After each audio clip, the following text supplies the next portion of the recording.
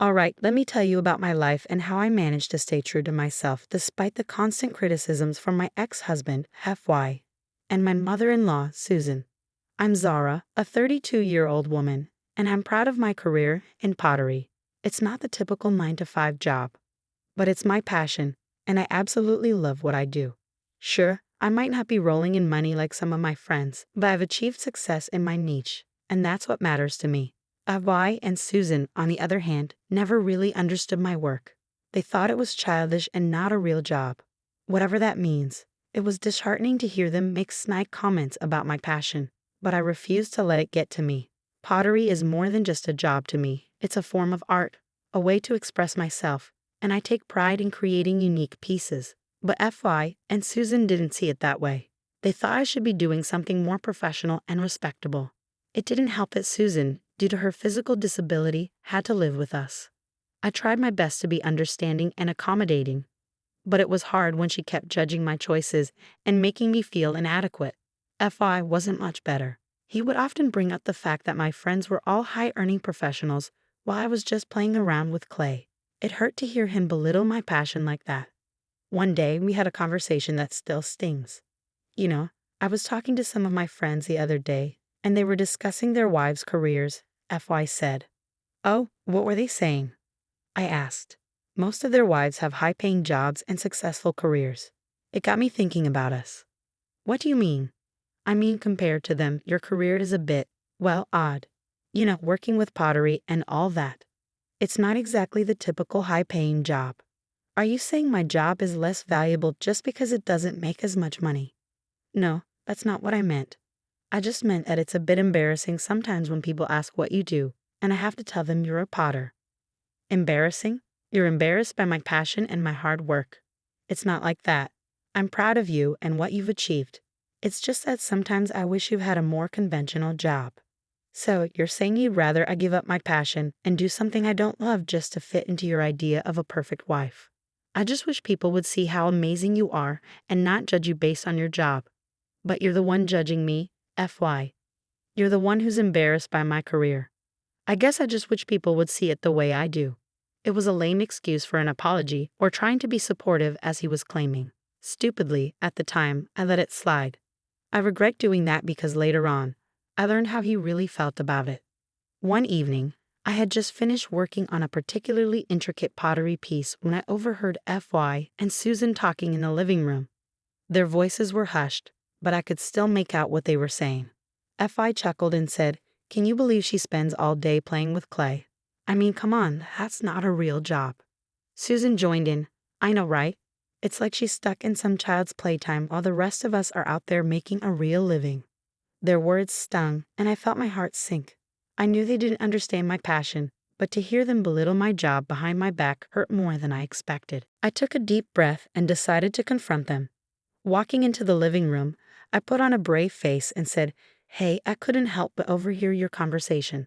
I just want to remind you that pottery is my career, and it means a lot to me. It might not be the traditional 9-to-5, but it's what I love doing." FY looked taken aback, and Susan tried to backpedal. "Oh, sweetie, we didn't mean to offend you. It's just that we worry about your future and financial security." I shook my head, trying to stay composed. "I appreciate your concern, but I'm doing well in my field. My work is gaining recognition, and I'm proud of my accomplishments. I wish you could see that." FY seemed uncomfortable. "Look, honey, we just want what's best for you.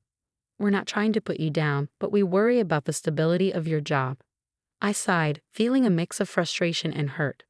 "I understand that, but it's my passion, and I'm willing to take the risks. I've worked hard to get where I am, and I won't let your doubts hold me back." "We're just looking out for you, dear," Susan said. "It's not that we don't support you, but we want to see you thrive in a more traditional career." I appreciated their concern, but it was clear they didn't truly understand my passion. Instead of arguing further, I decided to let my success speak for itself. In the following months, as my pottery projects gained more recognition and I received invitations to showcase my work in art exhibitions, I noticed a change in FY and Susan's attitudes. They began to acknowledge my talent, though their support still felt hesitant. I knew I couldn't change their views entirely, but I hoped that with time they would come to understand and respect my career choice. Despite their negativity, I didn't let it deter me. I love my job, and that's all that mattered. I knew I was good at what I did, and I had the respect of my colleagues and clients. That's all the validation I needed. Whenever they made snarky comments, I would just smile and shrug it off. I knew they didn't understand my passion, and that was fine. I didn't need their approval to be happy. What's even more amazing is that my pottery started gaining more recognition. I started getting featured in magazines and art exhibitions. My unique style and authentic approach to my work were finally getting the attention they deserved. Of course, FY and Susan couldn't ignore the success forever. They might not have fully appreciated my work, but they couldn't deny that it was bringing in money, and that seemed to be the only thing that made them somewhat okay with my career choice. As the years went by, I continued to excel in my field. I learned to tune out their negative comments and focus on what truly mattered, my passion and happiness.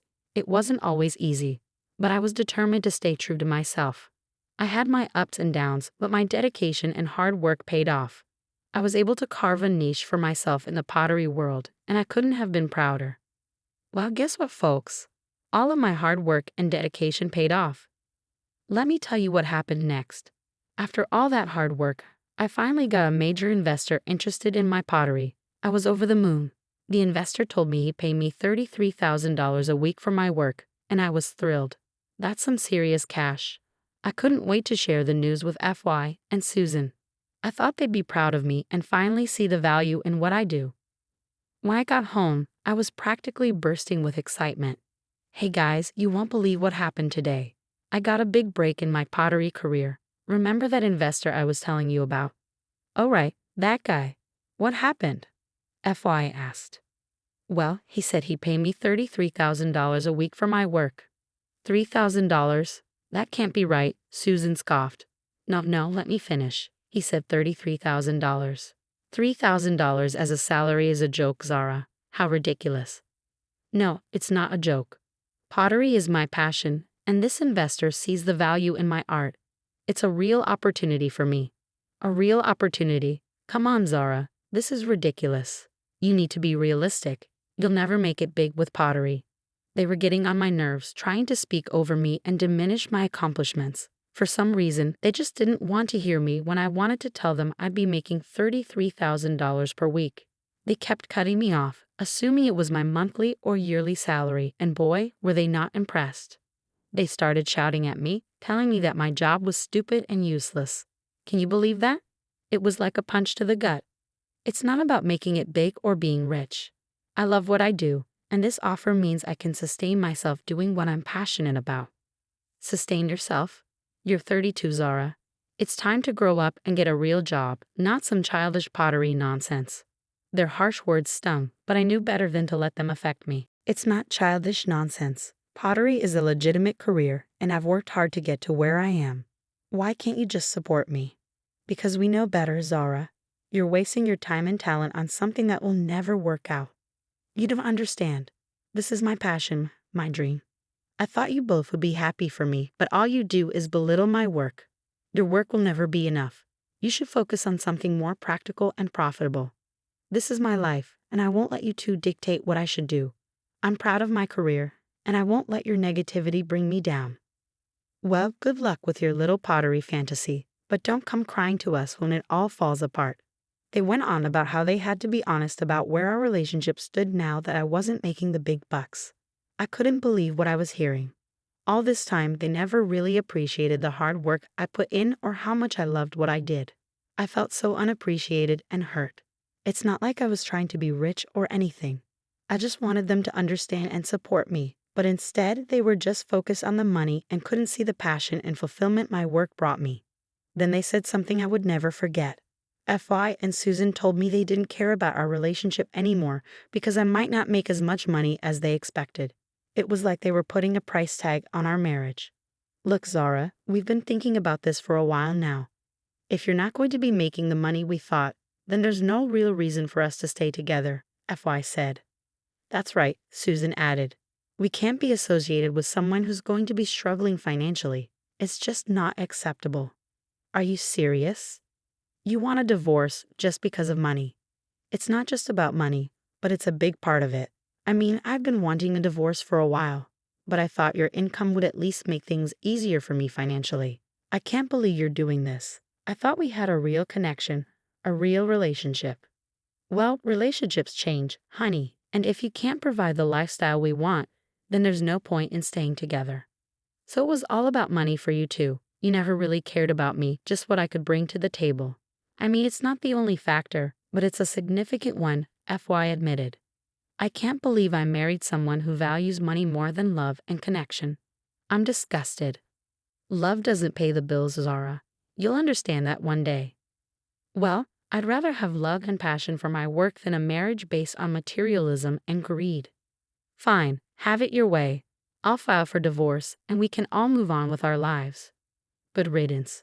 As FY and Susan left the room, I felt a mix of emotions. I was hurt, angry, and heartbroken, but I also felt a sense of relief. I realized that I deserved better than to be with someone who only cared about money and didn't appreciate me for who I truly was. It was time for me to focus on my career and my passion and surround myself with people who truly valued and supported me. As painful as it was, this divorce was a chance for me to embrace my authentic self and find happiness on my own terms. After I left the house, I had a mix of emotions: hurt, anger, and relief. FY and Susan seemed kind of embarrassed and guilty for how they treated me. But it was too late to take back their words. The damage was done, and I was ready to move on. I called up my lawyer friend right away to speed up the divorce process. I wanted to be free from FY and his toxic mom ASAP. Luckily, we both agreed on a mutual divorce with no alimony involved. FY and Susan were surprised and laughed, thinking I'd be homeless without their money, but I reassured them that I'd be just fine. So we all sat down in that lawyer's office, ready to sign the divorce papers. FY and Susan looked so pleased with themselves, like they were finally getting rid of the crazy me. Well, I wasn't going to let their smugness get to me, especially since I had a lovely surprise for them once I finished signing the papers. When I finished signing, they jumped for joy, saying they were free from my antics. Finally, we're done with all this stupid drama. Free at last, FY exclaimed. Oh, thank goodness. No more dealing with her and her weird pottery stuff, Susan added. You know, you both seem really happy about this divorce, I remarked. Well, wouldn't you be? Now we can move on with our lives without your eccentricities, FY said smugly. Well, I guess the feeling is mutual, I said. Oh, please, don't try and act like you don't need us, especially now that you're broke, Susan scoffed. Oh, trust me, I'm more than happy to be rid of you two clowns. Clowns? How rude, FY snapped. Rude? Maybe, but I don't mind being rude to people who are beneath me. Beneath you? What are you, stupid and deaf? Susan sneered. Okay, enlighten us then, FY demanded. Well, for starters, I've got some pretty exciting news. You see, that night when I told you I'd be making $3,000, you didn't let me finish my sentence. I'll be making $3,000 per week. FY and Susan's jaws practically hit the floor. Their faces went pale as they realized the mistake they had made. The kind of money I'd be making could afford me a whole new life and easily cover Susan's medical expenses. Talk about a mic drop moment. I couldn't help but smile at the shock on their faces. It felt so good to turn the tables on them. I was finally free from their toxic attitudes and the constant belittling of my passion. Wait, $3,000 a week. Are you serious? Yep, dead serious. But we thought you were going to be poor without us. Yeah, you both seem to have a habit of underestimating me. I didn't mean, it's just that pottery, it's not a stable career. Pottery is my passion, and I've turned it into a successful business. Guess you missed that part. We didn't realize. Yeah, you didn't realize. You never took the time to understand or appreciate my work. You were too busy belittling it. I didn't mean to hurt you. I just thought. You thought wrong. You both thought wrong about a lot of things. Zara, we didn't know. We were just worried. Worried? You were worried that your precious image would be tarnished by having a wife with a strange career. Well, guess what? You lost more than just a wife and a daughter-in-law today. Good luck paying all those medical bills without me. Zara? Favorite, it's too late now. I've moved on, and I'm happier without you both in my life. Both of you are pathetic. Fury and Susan exchanged glances, looking regretful for their actions, but I had already made up my mind. Even if I changed it, the divorce papers were already signed. That was the sweet part of this all. Both FY and Susan had to just accept the fact that they threw a good woman away. I stood up, ready to face my new life without them. Susan made a sad attempt at crying, trying to gain sympathy. It was actually quite hilarious. I couldn't help but laugh right in their faces, fascinated at how cruelty can lead to downright stupidity. As I walked out of that office, I held my head high, feeling a weight lift off my shoulders. I was ready to embrace my new life, one where I wouldn't be dragged down by their negativity. And you know what? Life without FY and Susan turned out to be pretty damned amazing. I focused on my pottery work, pouring my heart and soul into it. And you know what they say, do what you love, and the money will follow. Well, it sure did for me. My pottery project started gaining traction, and I started getting more and more clients. That $3,000 per week turned out to be just the beginning. I was earning even more than that, and I was damn proud of it. I moved into a cozy little apartment and finally felt at peace. I surrounded myself with supportive friends who appreciated my work and encouraged me to keep going. Meanwhile, FY and Susan were left to deal with the consequences of their actions. I heard through the grapevine that FY's finances took a hit because he squandered it on some shady business deals. I guess he was trying to get rich quickly and it didn't pay off. The sad part was that Susan was struggling with her medical bills. Part of me wanted to feel some satisfaction in their misfortune, but I realized that I had moved on from all that drama. I was too busy building my own happiness to waste any more energy on them. So the moral of the story is, don't judge a book by its cover. Just because someone's career doesn't fit your idea of success doesn't mean they aren't making bank.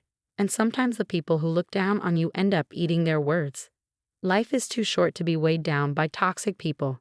Find your passion, embrace it, and surround yourself with those who uplift and support you. Trust me, it's a recipe for happiness and success.